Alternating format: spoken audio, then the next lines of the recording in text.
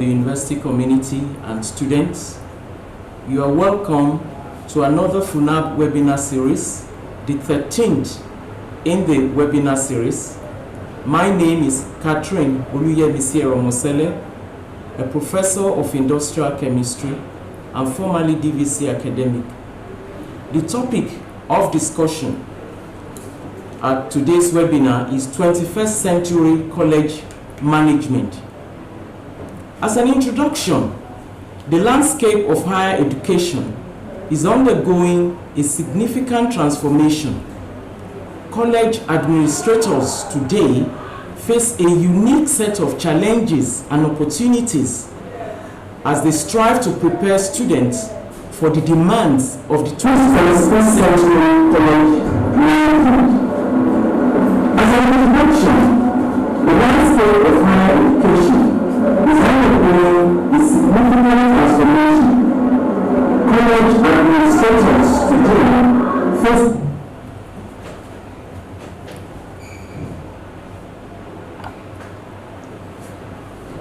College administrators today face a unique set of challenges and opportunities as they strive to prepare students for the demands of the 21st century. Key aspects include financial sustainability, effective governance, visionary leadership,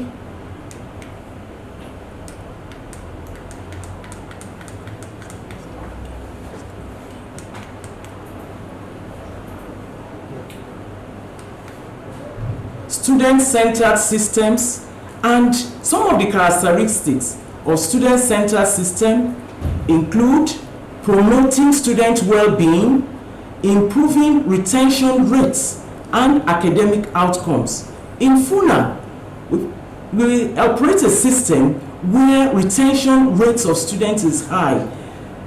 As students enter the university, they are in departments put in charge of level coordinators who follow their academic performance right from inception when they come in until when they graduate.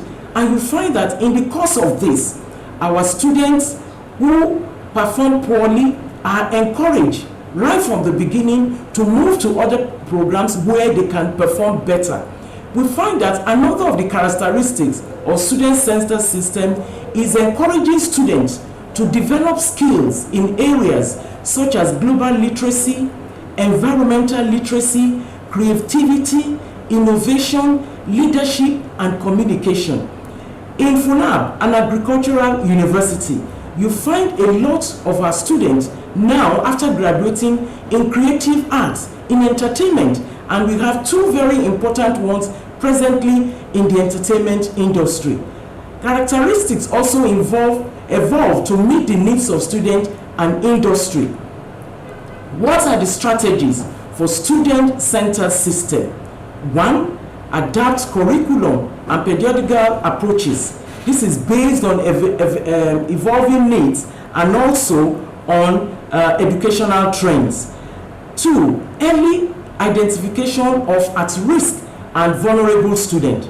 In Funaab, we have a system in place whereby physically challenged students, right from the time they enter the university, are identified, and the system go out of its way to assist this student. They are moved from lecture theatre to the other and also help to go to their hostels. This gives them less stress and allows them to face their studies very well. The university's Student Affairs Center has a robust services for our students. We have, in addition to ensuring good academic advising, also have a counseling unit which helps students with their day-to-day activity. We also have, as one of the strategies, engaging vibrant campus experiences. We find that now that the students are in second semester, a lot of extracurricular activities are going on. In the next couple of weeks, there will be election into the student union government, and you find that students, those who are interested in occupying key positions, are already out with their posters and so many things, so as to encourage other students to vote for them. The Student Affairs Affairs system also provides support services. Because of the harsh economic situation we are now presently, we find that from time to time, the Student Affairs system operates like an open market, and this encourages students to come out to buy their needs at reduced prices. Ladies and gentlemen, you will agree with me that embracing technology and digital tools is the in thing.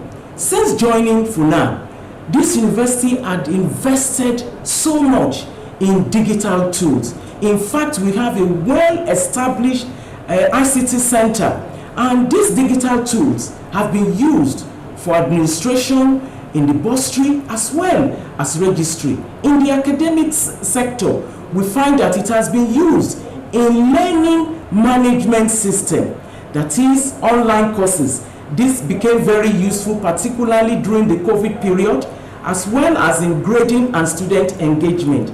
Also, the student information system helps to manage student data, records, workflow, results processing, even as far as allocation of hostels is done using digital tools. What are the benefits of technology and digital tools? There are many, and they help in streamlining operations, enhance communication, and impact learning. A lot of our students over time have learned to use these digital tools. In fact, in one of the departments, General Studies Department, they also use their phones in the course of doing their lectures. What do we benefit? That is the data-driven decisions, drawing insight from student enrollment trends, student performances, financial matrices, and resources in making strategic decision is possible from generated data. Diversity, equity, and inclusion promotes a culture of inclusivity, and this is very abundant here in Funaab. They recruit and retain a diverse student body and staff. They also ensure equitable access to educational resources and opportunities irrespective of gender, religion, and tribe, and also implement policies and programs that are fair and transparent. Financial sustainability. There is no institution now that can be on its feet without finances, and it is very important that managing institutional finances prudently must be the key thing, because this will optimize budget allocation, it will explore alternate revenue sources, IGR, and in Funaab, we have a lot of small-scale enterprises that promotes the generation of IGR. We have bakery, we have places where honey is produced, we have a factory where water is produced and is sold to the generality of the staff and student, and so on and so forth. All these small enterprises promotes not only work for other cadres of staff, but also generate revenue for the university, which is used in its day-to-day running. And also financial sustainability. We have to adopt financial strategies to mitigate economic fluctuation and regulatory changes. In Funaab, we have a quite array of professional accountants and finance persons who ensure that the day-to-day running of this university is adequate, maintaining standards, accreditation, and faculty development. This is the core of the day-to-day running of a university or the management of a university. We find that for maintaining standards, accreditation, and faculty development, provision of professional development opportunities to enhance teaching, research, and mentorship, partnership and community engagement cultivate partnership with industry, with government agencies and alumni in educational offerings, research opportunities, and career pathways for both students and staff. In Funaab, there is a robust relationship between the alumni of this university and the university management itself. Every year, at least in the last 10-15 years, you find the Alumni Association make money available for indigent students so that they don't drop in their studies. Also, the academic planning of this university is at the center of accreditation exercises in the university.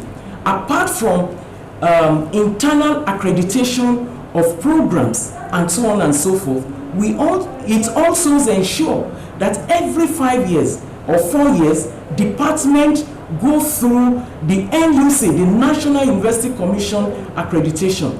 Presently, that department is conducting mock accreditation exercises. You find that in Funaab, maintenance of standard is the key. Effective governance and visionary leadership. Federal University of Agriculture, Abeokuta, has been blessed with visionary leaders in the last 20 years. And these leaders have brought to bear and have helped the university and placing it in the global world. You find that effective governance and visionary leadership foster transparency, accountability, and strategic planning. And this is in abundance here in Funaab. It establishes effective governance structures to ensure institutional integrity, uphold academic standards, and encourage staff development. A number of our staff have been to different parts of the world as a result of the good look of the administration to staff development. In academic structure, you have two main models or two systems. You have the collegial management model and the bureaucratic management model. The collegial management model is a hierarchy administration, top-down decision-making, division of responsibility and authority.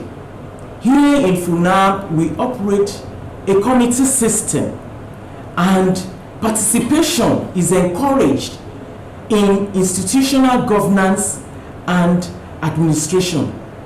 Right from the Vice-Chancellor, the deans, the heads of department, and units, they engage in deliberations, value the democratic community of scholars, and communicate directly and cooperate to participate in institutional governance.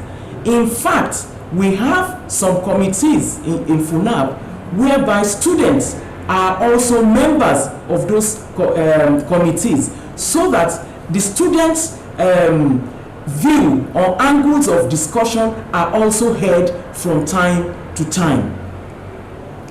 We find what are the benefits of collegial management model. The benefits of collegial management model include, but not limited to, coupling of authority to responsibility, and this leads to significantly greater budget and decision-making power at the departmental level. Everybody in each department is encouraged to take up one responsibility or the other. Then you have clear incentives for college and department to promote curricular efficiency and productivity. Benefits also enhances promotion of staff to important positions in the university and external constituencies. And our staff have always done so well in these areas. Professionalization of chairs may serve as catalyst for entrepreneurship and utilization of talents. Bureaucratic management model, which is the other management model, I will just highlight some of the issues about bureaucratic management model. In bureaucratic management model, annual budget is drawn to cater for the college, faculties, and departments and units. This is largely funded by government. This model is limiting, and colleges, faculties, departments, units get only what government makes available to them. That is what they can afford. Internally generated revenue using this model is at the beck and call of government, and you need to get approval from government before you can use this IGR. In fact, lately it was learned that institutions can only assess their IGR or use their IGR only on getting approval by the National Assembly. You will agree with me with the points that I stated earlier, that there will be challenges with the bureaucratic management model. You will find that colleges are squeezed between shrinking resources and growing needs. Innovation and entrepreneurship, which are essential to growth in higher education, is stifled using the bureaucratic management model. Food for thought. In the face of decades of calls for innovations, why have universities, colleges continue to be stuck between too much to do and paucity of financial resources? Universities are meant to develop manpower for the nation, for the world. And you find that the bureaucratic model only ensures compliance with rules and meets minimum expectations for performance. It doesn't allow its workforce to perform out of the box. This model, the modus operandi of the bureaucratic model under which university and colleges administration coexist, pulls higher education towards inertia rather than towards innovation. You find that except the government provides funds, except there is money, they cannot think outside the box. They cannot be innovation. What are the recommendations? Since universities are autonomous, approval authority ought to reside with the governing council, exemplified in the college management model. It enhances a pull towards self-sustaining changes to meet challenges and new opportunities. That is, adaptation to new circumstances becomes the modus operandi for the collegiate management model. It also alters the very relationship between the Vice-Chancellor, because you find that with this model, the Vice-Chancellor is in a position to take initiative, to ask his deans, directors, departmental heads, heads of unit, to take greater decision making and responsibility. And this will go a long way in helping in the growth of higher education. In the Nigerian university system, only one university has embraced the collegiate system wholly. It started as a business school, one of the best in the world now. In the course of its history, it set up an enterprise development center in January 2023. And the enterprise development center had been in partnership with so many countries all over the world. And it had generated a huge lot of money for that institution. So from inception, its vision was to be in the cutting edge of enterprise development, and that had earned that institution a lot of money. It is self-sustaining. Today, EDC, LBS, PAU enjoys visibility worldwide. The second example is from Funaab. Funaab almost wholly embraces collegiate management system. It is not 100% yet, but we are moving towards it. Funaab is an established center of excellence in agriculture. This center of excellence is hosted in Kadesi with the state-of-art equipment and well-motivated staff. In addition to that, we find that this center trains manpower for West African countries. A lot of people are coming from different countries in West Africa to earn their masters and their PhD degrees, and they are our ambassadors all over West Africa and beyond. Funaab is the leading university of agriculture in Africa presently and 7th globally by Times Higher Education ranking. In conclusion, the goal of the collegiate management model is to ignite a self-sustaining cycle of productivity and entrepreneurship, thereby creating investment resources, that is time and money. We know that with money, a lot of things can be done. And if the university wholly embraces collegiate management model, it will have at its disposal a lot of money to meet the changing needs of the 21st century students and society.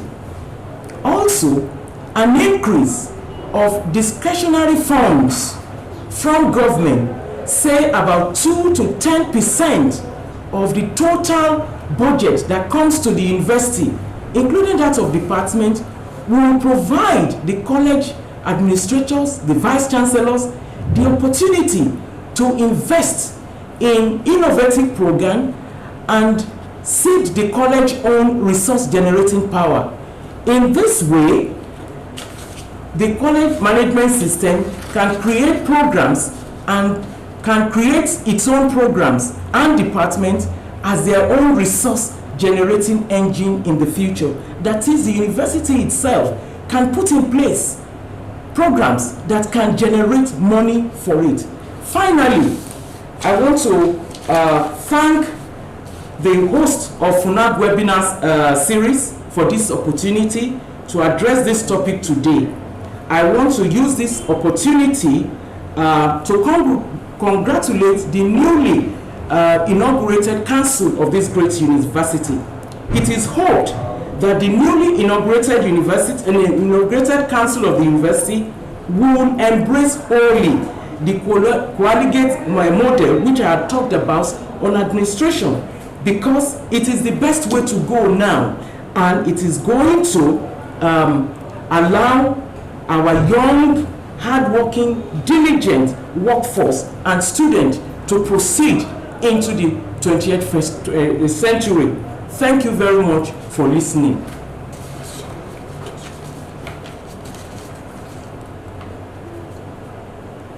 I have some questions here which I'm quickly reading through.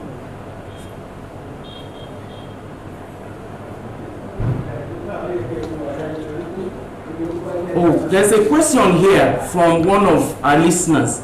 I'm sure it's a student.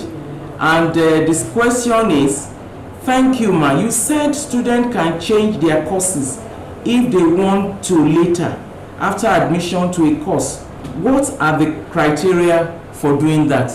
Thank you very much for this question. It's a very important question, and you find that a lot of students these days want to read courses like engineering, computer science, and so forth and so forth.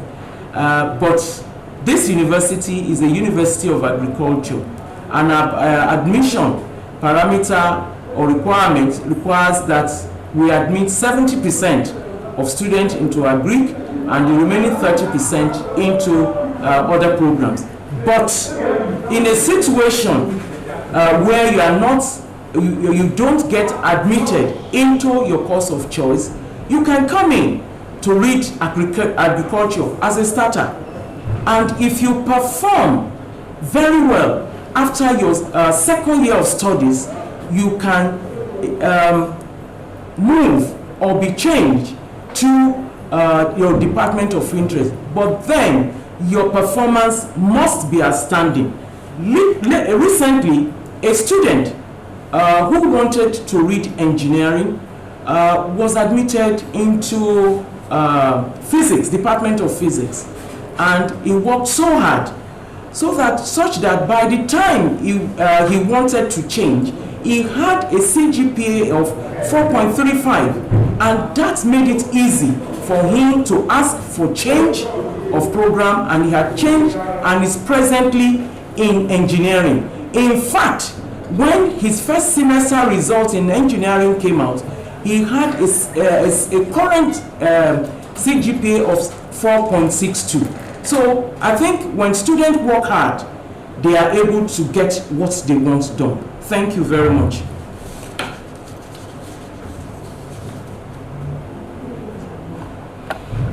Thank you. Thank you.